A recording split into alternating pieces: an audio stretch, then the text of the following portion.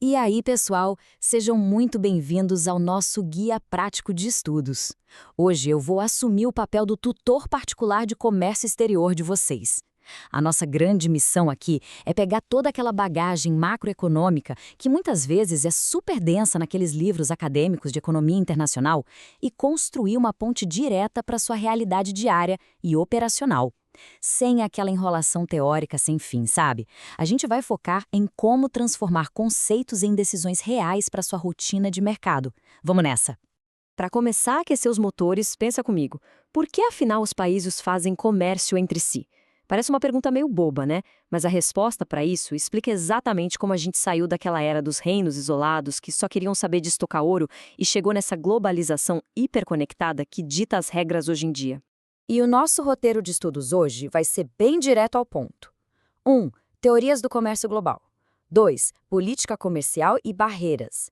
3. O mercado de divisas. E 4. O famoso balanço de pagamentos. Então, bora para o módulo 1, Teorias do Comércio Global, cobrindo ali desde Adam Smith até Heckscher Holland. Dando uma olhada rápida na história, antes do século XVIII, a mentalidade mercantilista era a seguinte: um país só ficava rico se exportasse muito e não importasse quase nada. Ponto. Mas aí entra o Adam Smith e muda totalmente o jogo, provando que o comércio é, na verdade, um cenário onde todo mundo pode ganhar. No século XIX, David Ricardo dá uma refinada genial nessa ideia, e já no século XX, a dupla Heckscher e Olin traz a explicação definitiva, focando nos recursos que cada nação já tem em mãos. É super interessante ver o contraste entre essas duas ideias clássicas. O Adam Smith focava na vantagem absoluta, ou seja, quem gasta menos recursos para produzir, leva. Mas espera aí, e se um país for o melhor do mundo em absolutamente tudo? É aí que o David Ricardo tira da cartola o conceito de custo de oportunidade. Imagina um advogado brilhante que, por acaso, também é o digitador mais rápido do escritório. Vale a pena ele parar de ganhar dinheiro no tribunal para ficar digitando o contrato? Claro que não. O tempo dele é muito mais valioso advogando. Ele tem a vantagem absoluta na digitação, mas a secretária tem a vantagem comparativa. Ou seja, na prática, os países focam naquilo que traz o menor prejuízo de tempo e de recursos. Legal, mas o que faz alguns países serem tão melhores em certas áreas? A teoria da adotação de fatores resume isso muito bem. A geografia e a demografia ditam as regras do jogo. Pensa na China, historicamente com uma mão de obra gigantesca disponível. É natural que eles exportem produtos que exigem muito esforço manual.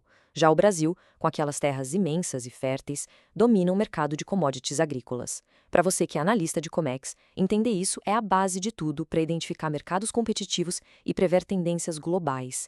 Módulo 2, Política Comercial e Barreiras. Ou melhor, as regras reais do jogo. Bom, na teoria o livre comércio é lindo, né? Mas na prática os governos interferem o tempo todo.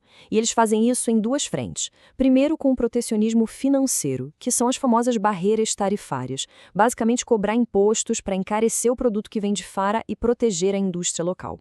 Mas como a Organização Mundial do Comércio pressiona muito para baixar imposto, os países ficaram mais espertos e começaram a usar o protecionismo regulatório. São as barreiras não tarifárias, regras super rigorosas e uma burocracia sem fim para dificultar e controlar quem e o que cruza a fronteira. Falando de barreiras tarifárias, a tarifa ad valorem é um conceito que você vai ver todo santo dia. É simplesmente um percentual cobrado em cima do valor total do produto. Como profissional da área, você tem que saber calcular isso de olhos fechados, consultando sempre a NCM, que é a nomenclatura comum do Mercosul, e a TEC, a tarifa externa comum. Se você não usar essas ferramentas direito, a sua importação pode sair de um ótimo negócio para um baita prejuízo financeiro num piscar de olhos. E aquelas barreiras não tarifárias que a gente comentou? Elas têm várias caras. Tem as cotas, que literalmente limitam a quantidade física que pode entrar no país no ano. Tem as barreiras técnicas, as famosas TBT, que exigem selos de qualidade, tipo o do Inmetro para importar um brinquedo. E tem as barreiras sanitárias e fitossanitárias, para garantir que aquela fruta importada não traga junto uma praga que destrua a agricultura local. Saber dessas regrinhas salva a sua pele. Imagina só uma carga caríssima presa no porto para sempre, só porque você esqueceu de tirar uma licença prévia. Ninguém merece. Agora vamos falar de algo bem pesado: o dumping.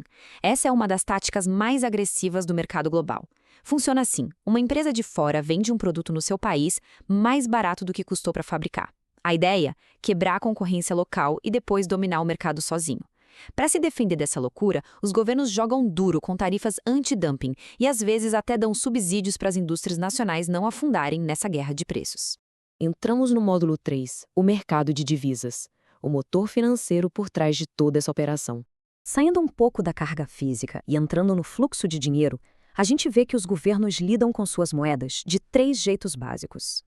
No câmbio flutuante é a selva. Oferta e procura mandam. No câmbio fixo, o Banco Central bate o pé, define um valor e banca a decisão custe o que custar. Mas o que a gente mais vê, inclusive aqui no Brasil, é a flutuação suja. A moeda varia livremente, sim, mas de vez em quando o Banco Central entra em cena vendendo ou comprando dólares para evitar que o câmbio exploda e leve a inflação junto. Na vida real da sua empresa, essa variação cambial é literalmente uma balança impiedosa. Dólar alto, ou seja, nossa moeda desvalorizada, é festa para quem exporta. O produto fica super barato e competitivo lá fora, mas vai tentar importar uma máquina nova para sua fábrica. Os custos viram um pesadelo. Por outro lado, se o dólar cai, quem exporta chora as margens perdidas, mas o importador dá risada e aproveita a janela de ouro para comprar tecnologia de ponta lá de fora a preço de banana. Então a grande pergunta é, como é que uma empresa sobrevive a essa montanha-russa do dólar? A resposta mágica se chama hedge cambial. Imagina que você fechou hoje um contrato em dólar para pagar só daqui a 90 dias. Se o dólar disparar nesse meio tempo, sua empresa vai junto pro buraco. Usando uma trava de câmbio no banco, você garante hoje a taxa que vai pagar no futuro. Acabou a surpresa. Você blinda a operação e dorme tranquilo à noite. E chegamos ao módulo 4, o balanço de pagamentos, o nosso relatório contábil supremo. Zero. Isso mesmo, zero. Esse é o termômetro da saúde financeira de um país com o resto do mundo, registrando cada centavo que entra e sai. Como ele usa o método de partidas dobradas lá da contabilidade, para cada dinheiro que entra tem que ter um registro de saída. A soma de tudo, teoricamente, tem que dar zero. Se a balança real sair muito do trilho, o Banco Central tem que abrir o cofre das reservas internacionais para cobrir o buraco e fechar a conta. A gente costuma ouvir muito no jornal sobre a tal da balança comercial, né? Exportação de soja, importação de celular. Mas ela é só uma peça dessa engrenagem enorme chamada transações correntes, que segue o padrão do FMI. Lá também entram os fretes e o lucro das empresas mandado para fora. A gente ainda tem a conta capital, para transferência de patentes e patrimônio, e a gigante conta financeira, que é por onde o dinheiro grosso entra de verdade, seja para construir uma fábrica nova ou investir na bolsa de valores. Tá, mas por que você, na linha de frente do Comex, precisa saber disso?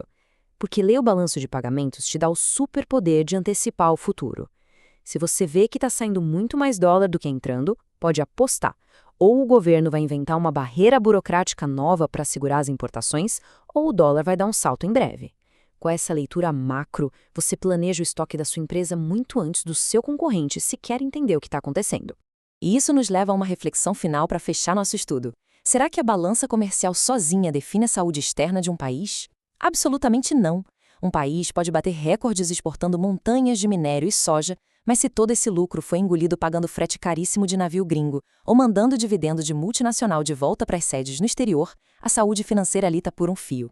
Olhar além das caixas cruzando a fronteira é o que separa um profissional comum de um estrategista de verdade. Bons estudos para vocês e até o nosso próximo encontro.